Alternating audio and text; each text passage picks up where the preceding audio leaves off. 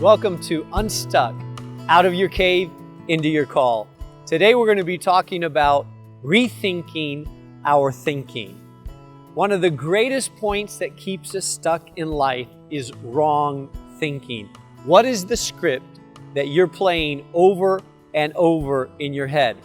If you look at the story of Elijah, you'll see a man that was at the top of his game, winning spiritual battles. On Mount Carmel, he was turning a nation around, and then came a turning point.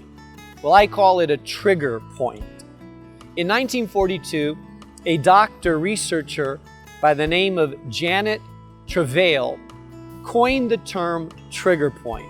She discovered that there are places of pain in our body that when you touch them, trigger a response in another part of our body. That's a trigger point. In our thinking, it's the same way. Sometimes there's an event, a phrase, a trauma that triggers the beginning of wrong thinking in our life. It happened in Elijah's life, and I think all of us can relate to that. I remember several years ago, I had a couple of close friends, a relative and a good friend, that actually passed away because of cancer.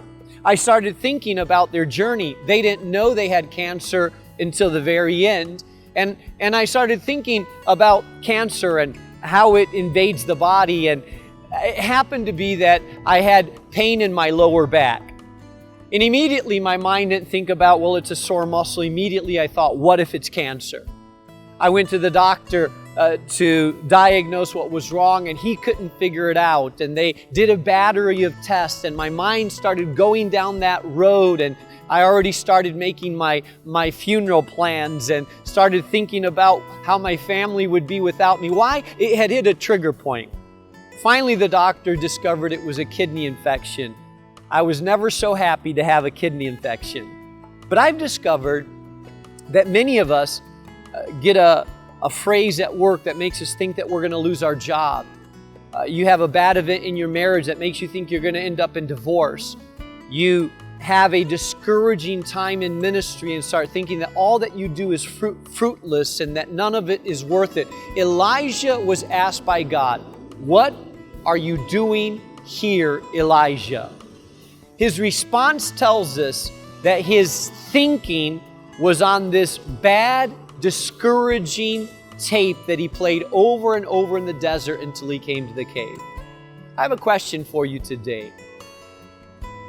What thinking drove you to the cave that you're in today? I believe the journey out of the cave starts by asking ourselves this question: what am I doing here? And what is the thinking that's driven me to the cave today? So listen to the whisper of God asking you this: what are you doing in your cave? And let's get out of our cave and let's get into our call.